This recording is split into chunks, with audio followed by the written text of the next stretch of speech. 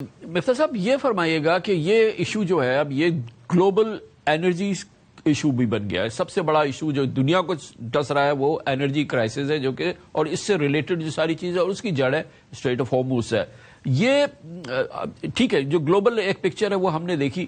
Specifically Pakistan کی بات کیجئے گا کہ پاکستان میں جو آلریڈی جو اس سلسلے میں مسائل ہیں وہ تو سامنے آ رہے ہیں جو ہمارے سامنے ہیں, لیکن فارورڈ لکنگ جیسے کہ ایک خیال یہ ہے کہ شاید جلدی جنگ ختم نہ ہو.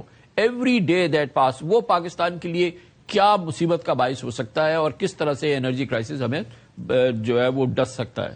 دیکھیے کامران بھائی, ایک تو پیٹرول اور گیس تو مہنگی ہو گئی, ڈیزل مہنگا ہو گیا, یہ تو آبویس بات ہو گئی. اب کیونکہ پیٹرول مہنگا ہوا ہے تو آپ کی بجلی بھی مہنگی ہوگی. اگر کیونکہ فرنس آئل مہنگا ہو گیا ہے, آپ فرنس آئل سے بجلی بنا رہے ہیں اس وقت جو بہت مہنگی بجلی بنتی ہے, 47-48 روپے ویریبل کاسٹ آ رہی ہے, تو آپ کے اگلے مہینے فیول سرچارج بھی لگے گا 4 روپے تک کا پورے پاکستان میں, تو بجلی آپ کی اور مہنگی ہوگی.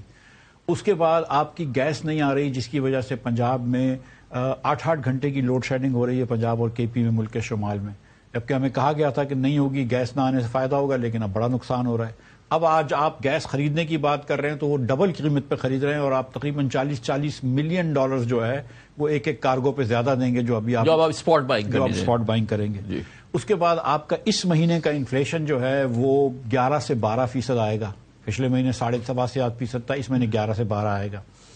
اب جب انفلیشن زیادہ آئے گا تو اسٹیٹ بینک آپ کو پتا ہے وہ 27 اپریل کو ان کی میٹنگ ہے, وہ بھی جاگ جائیں گے. ان کو پیچھے سے آئی ایم ایف نے کچھ قیاد کیا ہوا ہے, آئی ایم ایف نے 11 کنڈیشنز اور لگائی ہیں, اور ان کنڈیشنز میں مانیٹری پالیسی کی کنڈیشن اس لیے نہیں تھی کہ ان کی الگ سے بات ہو رہی ہے اسٹیٹ بینک سے, اور توقع ہے کہ اسٹیٹ بینک شرح سود بڑھائے گا. تو آپ کی معیشت جو کہ پہلے ہی بہت آہستہ چل رہی تھی اور غربت بڑھ رہی تھی, بے روزگاری بڑھ رہی تھی, اب معیشت اور سلو ہو جائے گی. اچھا, یہ جو کاسٹ ہے, یہ جو گیس اور آپ نے پاور کی بات کی, بجلی کی بات کی, تو یہ جو ہم لوڈ شیڈ کر رہے ہیں, جو ایک بہت ایکسٹینسو کر رہے ہیں, تو اس کو ہم ایڈریس کرنے کی کوشش تو کر رہے ہیں. بند کر دیتے ہیں, گیس بند کر دیتے ہیں, بجلی بند کر دیتے ہیں. دیکھیے جو کہا گیا تھا کہ 300 ملین کیوبک فٹ گیس یا 350 ہم نے اپنی لوکل گیس روکی ہوئی ایل این جی بیچنے کے لیے, تو یہ ایکسپیکٹیشن تھی کہ یہ آ جائے گی ایل این جی اور لوکل گیس آ جائے گی, اور لوکل گیس پنجاب میں یہ 3 پاور پلانٹ چلا دے گی, بکی, بلوکی اور حویلی بہادر شاہ کے. اس سے آپ کی 3600 میگا واٹ بجلی بن جاتی.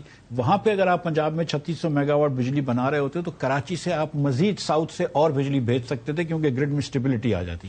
اب آپ یہاں سے بجلی بھیج نہیں پا رہے, تو یہاں پہ آپ فضول پیسے دے رہے ہیں بجلی بنانے کے یا اس کے بجلی گھر کے, کیپیسٹی چارجز پنجاب کے پلانٹس بھی نہیں چل رہے. تو اور پھر جب آپ کا لوڈ شیڈنگ ہوتی ہے تو آپ کو جو ویریبل بینیفٹ مل رہا ہوتا ہے وہ نہیں ملتا, تو آپ کی سرکولر ڈیٹ یا آپ کی کاسٹ اور بڑھ جاتی ہے, کیونکہ آپ کم یونٹس بنا رہے ہیں تو کیپیسٹی کاسٹ پر یونٹ بڑھ جاتا ہے. تو لوڈ شیڈنگ تو اس وقت بڑی زیادتی ہے, ہونی نہیں چاہیے.